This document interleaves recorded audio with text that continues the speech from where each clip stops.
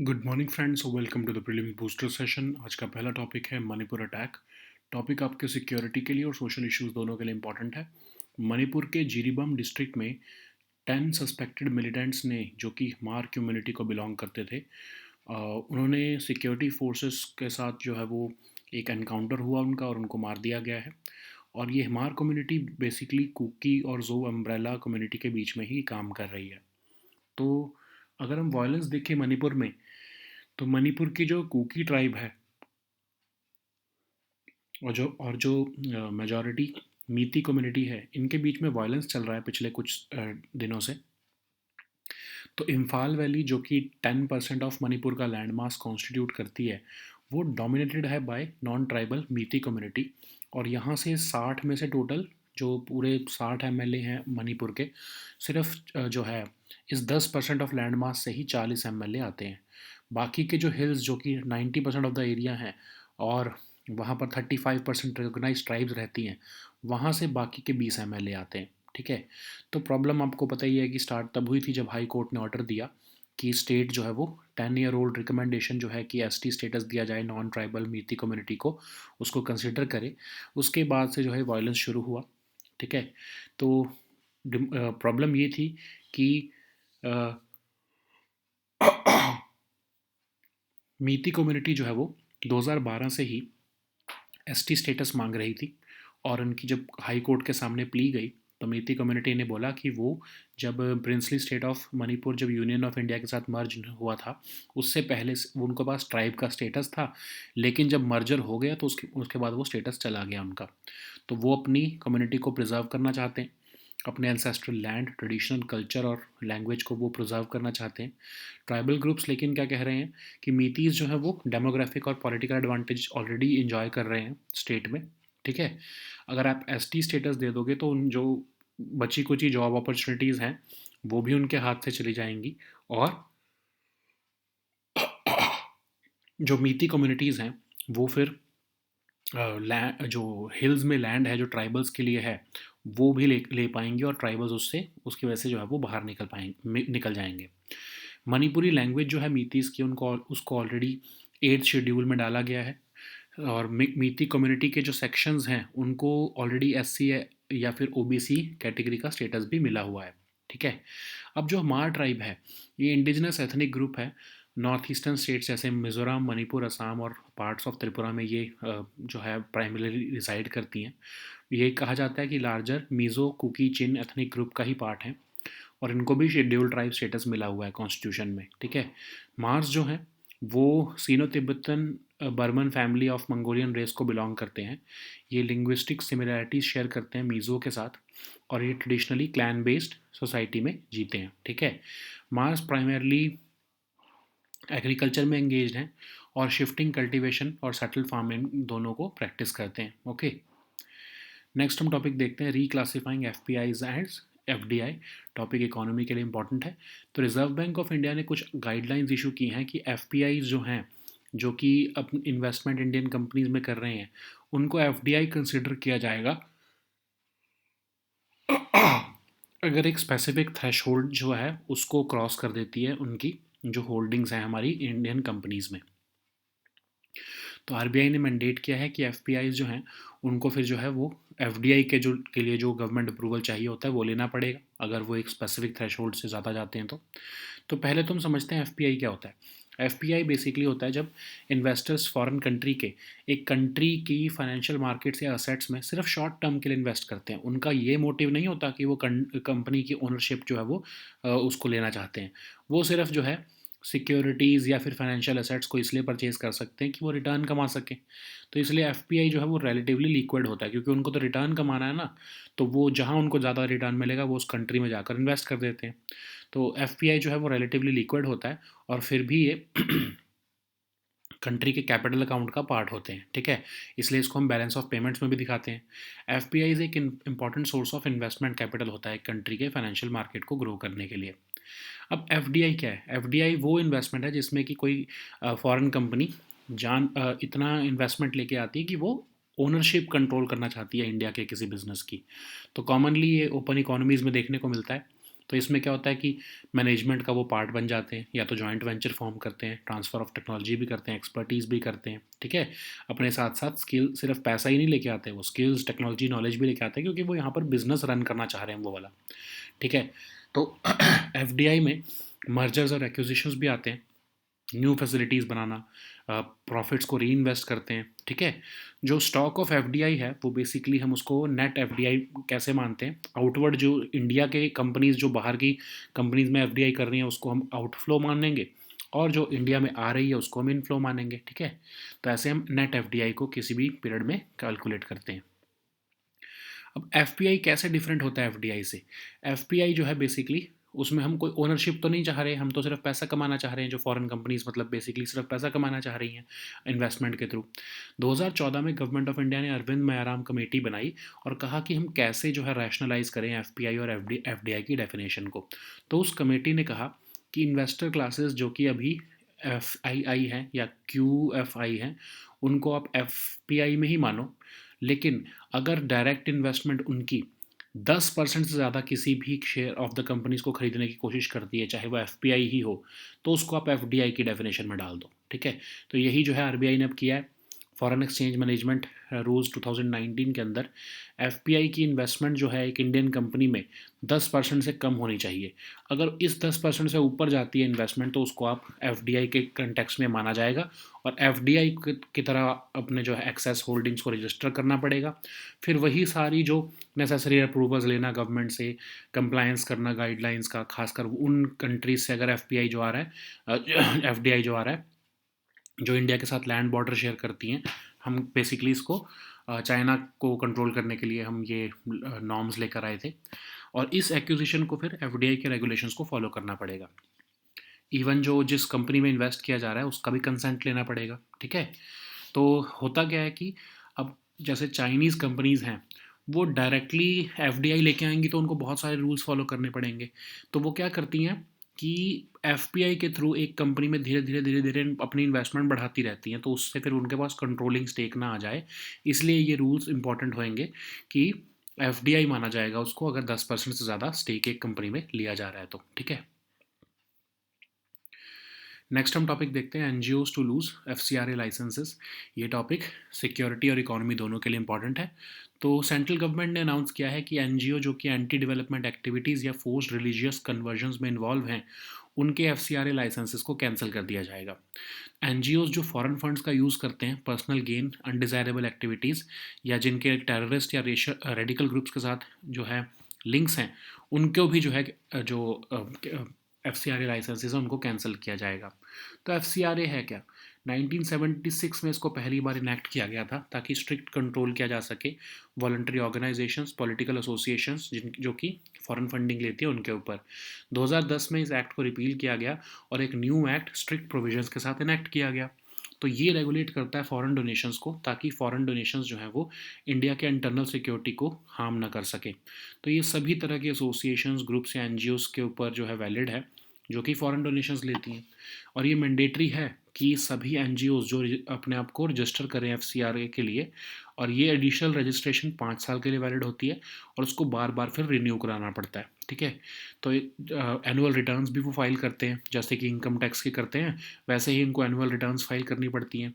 और 2015 में house ministry ने न्यू रूल्स भी नोटिफाई किए कि उनको अंडरटेकिंग देनी पड़ेगी कि वो किसी भी तरह से फॉरेन फंड्स जैसे जो है जो ले रहे हैं उससे सोवरेनिटी और इंटेग्रिटी ऑफ इंडिया को खतरा नहीं करेंगे, friendly relations with foreign state को खतरा नहीं करेंगे, और किसी भी तरह से कम्युनल हार्मनी को डिसरप्ट नहीं करेंगे। जितने भी ये जो एन जो फॉरेन फंडिंग ले रहे हैं उन्हें या तो नेशनलाइज्ड या प्राइवेट बैंक्स में कोर बैंकिंग फैसिलिटीज़ जो हैं जो बैंक्स देते हैं उनमें ही जो है वो अपने अकाउंट्स को ऑपरेट करना पड़ेगा। तो एक किस पर्पस के लिए फॉरेन फंडिंग ली जा सकती है? कोई भी सोशल, एजुकेशनल, रिलीजियस, इकोनॉमिक या कल्चरल पर्पस के लिए। लेकिन कौन नहीं ले सकता फॉरेन फंडिंग? कोई भी कैंडिडेट जो इलेक्शंस कंटेस्ट कर रहा है, मीडिया पर्सन्स, जजेस, गवर्नमेंट एम्प्लॉयज़, पॉलिटिकल पार्टीज़, ये सब फॉरेन फंडिंग नहीं ले सकते। तो foreign contribution regulation amendment act जो 2020 में पास किया गया था उसमें प्रोहिबिट किया गया कि कोई भी फॉरेन कंट्रीब्यूशन जो है वो कोई भी पर्सन नहीं ले सकता, ठीक है। ट्रांसफ़र नहीं कर सकता उस फॉरेन फंडिंग को, और मैंडेटरी कर दिया गया कि आधार नंबर देना होगा प्रायर परमिशन लेने से पहले या फिर रिन्यूअल ऑफ रजिस्ट्रेशन से पहले। और गवर्नमेंट जो है वो इंक्वायरी कर सकती है रिन्यू करने से पहले लाइसेंस को या सर्टिफिकेट को, ठीक है। और जो भी फॉरेन फंडिंग ले रहे हैं उनको दिल्ली में, न्यू दिल्ली की जो ब्रांच है एसबीआई की, उसी में ही वो फॉरेन फंडिंग लेनी होगी। ओके, नेक्स्ट हम टॉपिक देखते हैं एशिया पैसिफिक टेली कम्युनिटी। ये टॉपिक इंटरनेशनल रिलेशंस के लिए इंपॉर्टेंट है। तो ट्राई ने recently south Asian telecommunication regulators council के जो है मीटिंग को होस्ट किया है, जो कि एशिया पैसिफिक टेली कम्युनिटी ने ऑर्गेनाइज़ की थी। तो एशिया पैसिफिक टेली कम्युनिटी एक इंटर गवर्नमेंटल ऑर्गेनाइजेशन है, 1979 में बनाई गई ताकि इन्फॉर्मेशन और कम्युनिकेशन टेक्नोलॉजी डेवलप हो सके एशिया पैसिफिक रीजन में। तो ये एक जॉइंट इनिशिएटिव है यूएनएसकैप और इंटरनेशनल टेलीकम्युनिकेशन यूनियन का। 38 मेंबर्स हैं इसके, 4 एसोसिएट मेंबर्स हैं और मोर देन 140 एफिलिएट मेंबर्स हैं। तो ये फॉस्टर करता है डेवलपमेंट को टेलीकम्युनिकेशन सर्विसेज की और information infrastructure throughout the region. ये कंडक्ट करता है बहुत तरह की preparatory activities for international conferences. APT जो है ऑर्गेनाइज करता है variety of capacity building programmes also, जो कि information and communication technology topics और सेवरल तरह के पायलट प्रोजेक्ट्स को इम्प्लीमेंट कर रहा है, ठीक है।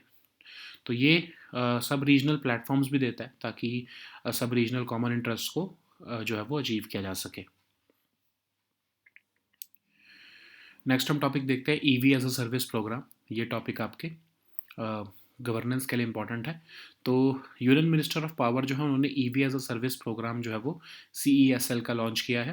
तो EV as a service programme एक प्रोग्राम है जिसमें कि ई मोबिलिटी गवर्नमेंट ऑफिस में बूस्ट की जाएगी। कैसे? 5000 ई कार जो है गवर्नमेंट डिपार्टमेंट से over the next period of 2 years जो है वो डिप्लॉय की जाएंगी। तो ये CESL का इनिशिएटिव है और ये फ्लेक्सिबल प्रोक्योरमेंट मॉडल इसमें फॉलो किया जाएगा। कई तरह की ई कार मेक्स या मॉडल्स को इसमें डिप्लॉय किया जाएगा। CESL ने लगभग 2000 e cars across India already deploy भी कर दी हैं।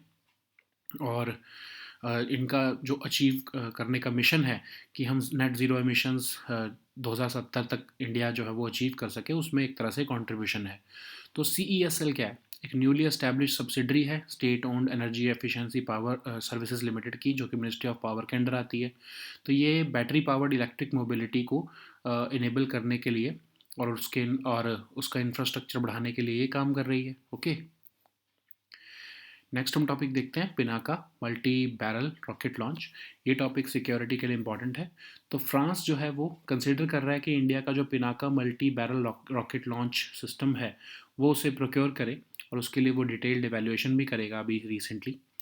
तो Pinaka multi barrel rocket launcher system design किया गया है armament research and development establishment, जो कि DRDO की लैब है।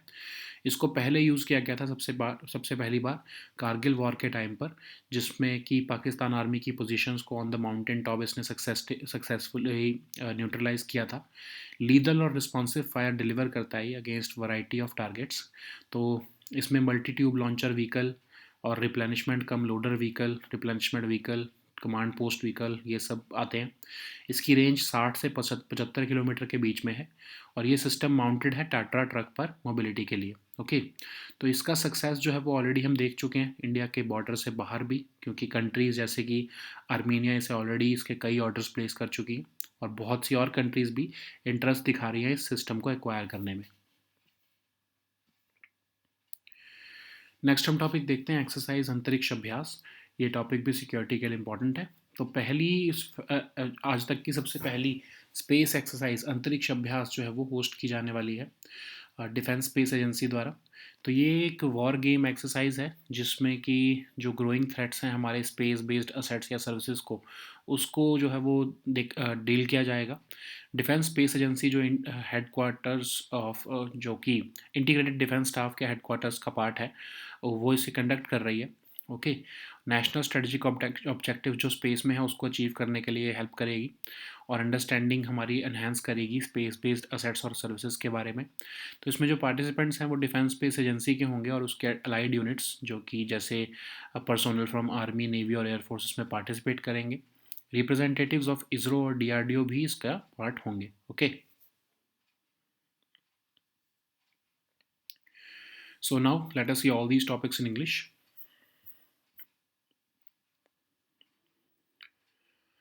So the first topic is Manipur attack. This topic is important for your security section. So in Manipur's Jiribam district, 10 suspected militants from the Mar community under the Kuki Zo umbrella were killed in a shootout with security forces recently.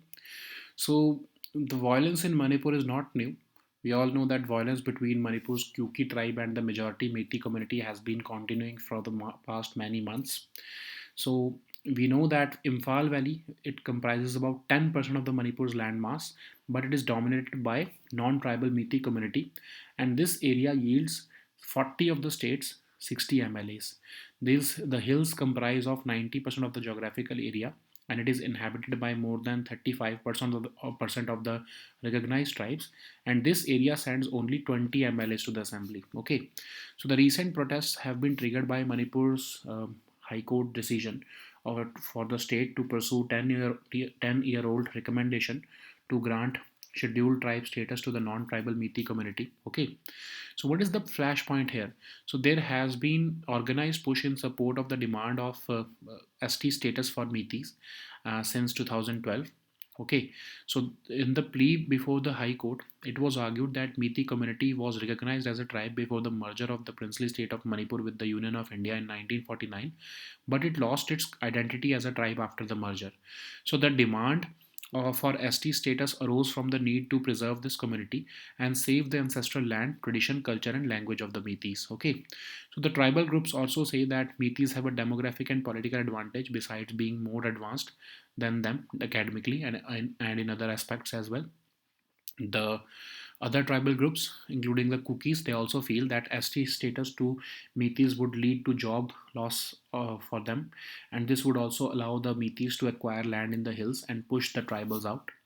Manipuri language of the Meiteis is already included in the 8th schedule of the constitution, and sections of Meitei community are already classified as SC and OBCs. Okay, so what is Mar tribe? So it's an indigenous ethnic group residing in the northeastern states of India like Mizoram, Manipur, Assam, and parts of Tripura. They are believed to have been part of the larger Mizo Kuki Chin ethnic group, tracing their origins to the Chin hills of Myanmar. They are recognized as scheduled tribe under the Constitution of India. Mars belong to the group of Sino-Tibetan Burman family of the Mongolian race, and they share linguistic similarities with Mizo and other dialects of Tuki-Chin group. So traditionally they are clan-based, and their extended families organized are into clan and subclans. Mars engage primarily in agriculture. They practice both traditional shifting cultivation and settled farming. Okay. So the next topic is reclassifying FPIs as FDI. This topic is important for your economy section. So Reserve Bank of India has recently issued guidelines for foreign portfolio investors to intending to reclassify their investments in Indian companies as FDI if their holding exceeds specified thresholds. So this through this RBI wants to secure government approvals and consent from the investee companies for those FPIs who breach a particular threshold limit so that it gets aligned with the FDI norms. First of all, we need to understand what is FPI. So to understand it in simpler terms, just consider it as an investment from a foreign company or a foreign investor just for short term.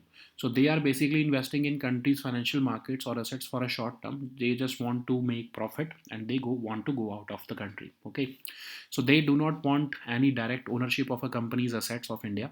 Okay, they invest in securities like stocks of companies, financial assets like bonds or other debt issued by the companies or foreign governments or mutual funds. Okay, FPI is very liquid because they depend on market volatility and it is part of country's capital account, and that's why it is shown in balance of payments as well. Okay, in India, FPIs are an important source of investment capital which helps the country's financial markets to grow. What is FDI? FDI is an investment in the form of controlling ownership in a business in one country by an entity based in another country. FDIs are commonly based in open economies which have skilled workforce and growth prospects. It usually involves participation in management, joint venture, transfer of technology and expertise. Broadly, FDI includes mergers and acquisitions, building of new facilities, reinvesting profits earned from overseas operations, and intra-company loans. Stock of FDI is the net FDI or net cumulative FDI for any given period. How we calculate it?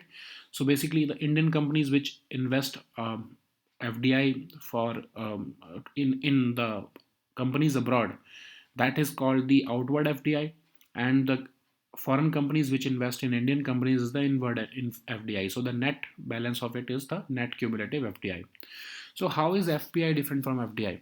So FDI is distinguished from FBI because by the notion of the direct control or ownership of business. In 2014, the government of India constituted the Arvind Mayaram Committee, which said that investor classes currently regulated as FIIs and QFIs should be included in FPI, and direct investment, if it excludes if it crosses the 10% limit in the shares of a company, should be considered as FDI only. Okay, so this is what RBI is doing now as per the Foreign Exchange Management Rules 2019. So FPI investments in a company, if it remains below 10%, this will be called the FPI. And if it breaches this limit, then they must either divest, or they must reclassify this excess holdings as FDI within 5 trading days and after the trade settlement.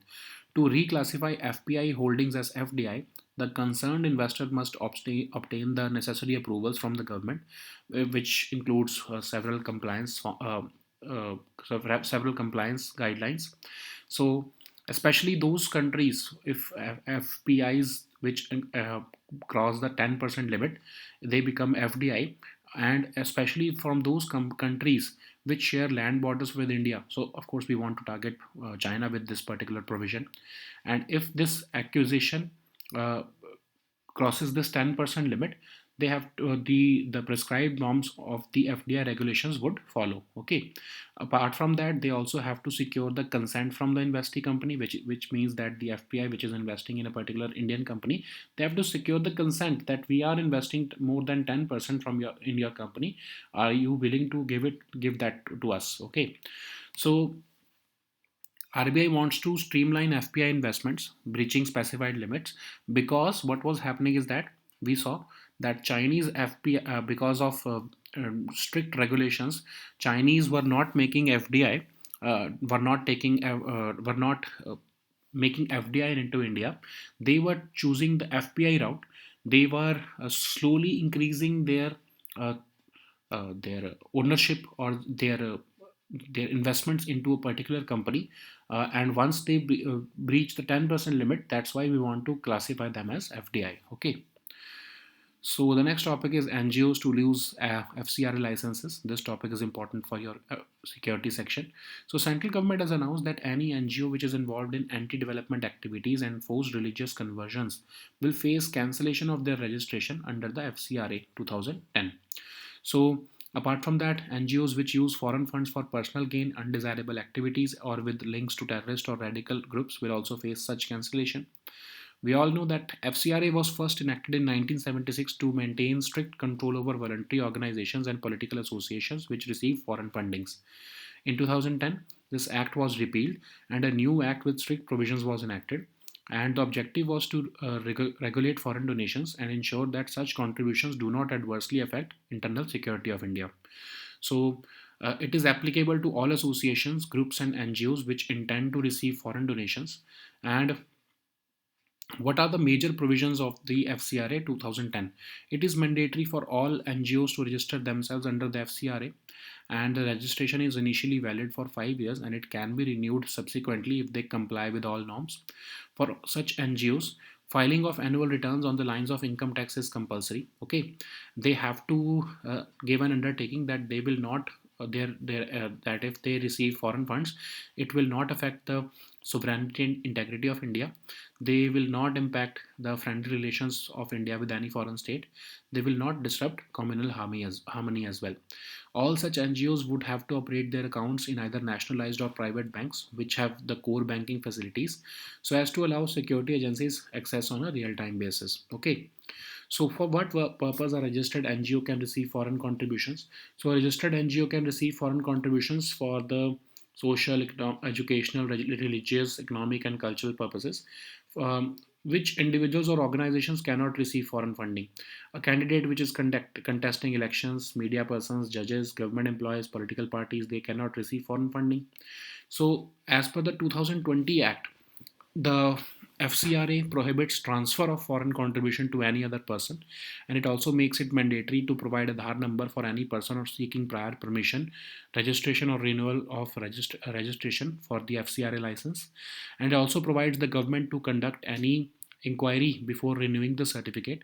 It also makes it mandatory for all NGOs who receive foreign aid to open an account with SBI's New Delhi branch. So the next topic is Asia Pacific Telecommunity. This topic is important for your international relations. So TRI has recently hosted the South Asian Telecommunication Regulators Council, organized by the Asia Pacific Telecommunity in Delhi.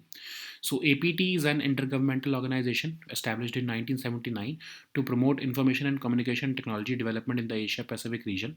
So it is founded on the joint initiative of UNESCAP and International Telecommunication Union. So currently APT has 38 members, 4 associate members, and more than 140 affiliate members. It fosters the development of telecommunication services and information infrastructure throughout the region. It conducts various preparatory activities for international conferences. It also organizes a variety of capacity building programs related to ICT topics and implements several pilot projects to promote ICT development in the region. In addition to that, APT provides sub-regional platforms to facilitate achieving sub-regional common interests as well. Okay. So the next topic is EV as a service program. This topic is important for your environment section and also governance section. So Union Minister of Power has launched the EV as a service program, which aims to boost e-mobility in government offices, and the aim is to deploy 5,000 e-cars in government departments over the next 2 years. So it's an initiative of Convergence Energy Services Limited, which is a subsidiary of Energy Efficiency Services Limited. And by leveraging a flexible procurement model, the program allows for the deployment of a variety of e-car makes or models. Okay, so it may be noted that CESL has already deployed nearly 2,000 numbers of e-cars across India, and the goal, and they are contributing their own part in realizing the ambitious goal of India of achieving net zero emissions by 2070. So CESL is a newly established subsidiary of state-owned Energy Efficiency Services Limited, which is part of the Ministry of Power, and it works to enable battery-powered electric mobility and its infrastructure and design business models to increase the uptake of electric vehicles in India. So the next topic is Pinaka multi-barrel rocket launch. This topic is important for our security section. So France is considering India's Pinaka multi-barrel rocket launch system for its requirements, and it is soon going to carry out a detailed evaluation of the system. So Pinaka multi-barrel rocket launcher was designed by the Armament Research and Development Establishment, which is a laboratory of DRDO. It was first used during the Kargil War, where it successfully neutralized Pakistan Army positions on the mountain tops. It delivers lethal and responsive fire against a variety of area targets, such as exposed enemy troops, armored and soft skin vehicles, communication centers, air terminal complexes, and fuel and ammunition dumps. It consists of a multi-tube launcher vehicle also, okay, and it has a range of 60 to 75 kilometers. This system is mounted on a Tata truck for mobility, and its success has already extended beyond India's borders, with countries like Armenia placing orders and many others expressing interest in acquiring the system. Okay. So the next topic is exercise Antariksh Abhyas. This topic is important for your security section. So the first ever space exercise Antariksh Abhyas 2024 is being hosted by the Defense Space Agency, and it is an exercise to war game the growing threats from and to space-based assets and services. It is being conducted by the Defense Space Agency of Headquarters Integrated Defense Staff. It is a first of its kind exercise being conducted, and it is expected to help secure national strategic objectives in space, and it aims to provide enhanced understanding of space-based assets and services. It will have participants from the Defense Space Agency and its allied units, along with the personnel from the Army, Navy, and Air Force. Apart from that, the representatives from ISRO and DRDO will also be taking part in it. Okay. So these were our topics for today. We'll meet next time with new topics. Until then, goodbye and take care.